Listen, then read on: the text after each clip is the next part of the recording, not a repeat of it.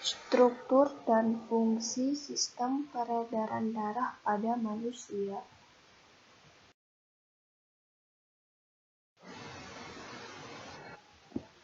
Komponen penyusun darah. Jadi, komponen penyusun darah terdiri atas plasma darah dan sel-sel darah. Sel-sel darah terdapat sel darah merah atau eritrosit, kemudian sel darah putih, leukosit, dan keping darah atau trombosit. Ini merupakan gambar dari komponen penyusun darah. Golongan darah.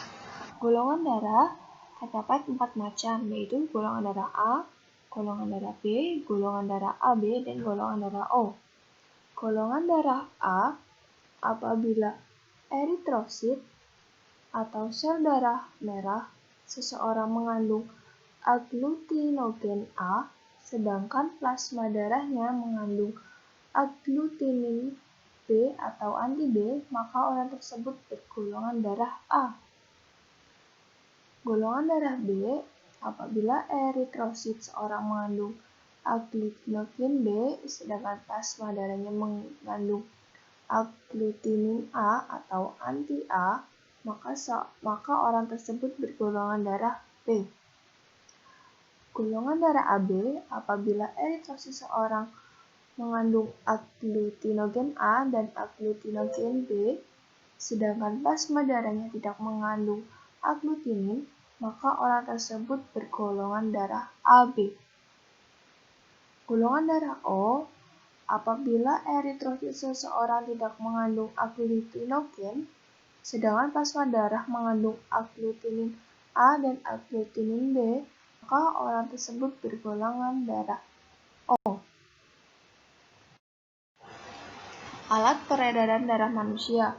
Alat peredaran darah manusia terdiri atas jantung, pembuluh darah. Yang pertama, jantung. Jantung tersusun atas beberapa bagian, yaitu otot jantung, selaput jantung, bagian dalam jantung yang dilapisi oleh endokardium. Jantung manusia terdiri atas 4 ruang, yaitu serambi kanan, serambi kiri, bilik kanan, dan bilik kiri.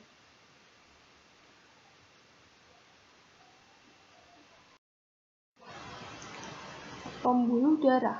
Pembuluh darah manusia terdapat 2, yaitu pembuluh darah nadi, arteri, dan pembuluh darah balik atau vena. Pembuluh nadi terdapat 2 macam, yaitu arteri pulmonalis dan aorta. Kemudian pembuluh balik atau vena terdiri dari 3 macam, yaitu vena cava superior, vena cava inferior, dan vena pulmonalis. Berikut perbedaan antara pembuluh nadi dan pembuluh balik.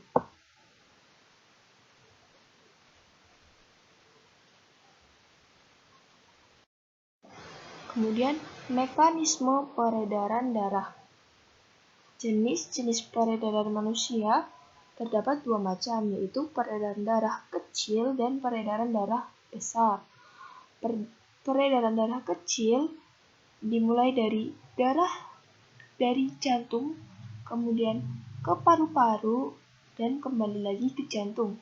Sedangkan peredaran darah besar, darah dari jantung kemudian menyebar ke seluruh tubuh dan balik ke jantung. Seperti gambar yang tertera. Gangguan pada sistem peredaran darah manusia. Gangguan yang berhubungan dengan darah yaitu anemia, leukemia, thalassemia, sickle dan hemofilia. Kemudian gangguan yang berhubungan dengan jantung, yaitu jantung koroner, gagal jantung, perikarditis, irama jantung abnormal, heart valve diase, dan kardiomyopatis. Kemudian gangguan yang berhubungan dengan pembuluh darah yaitu hipertensi, varises, sklerosis, embolus, dan trombosis. Sekian penjelasan dari saya tentang sistem peredaran darah pada manusia.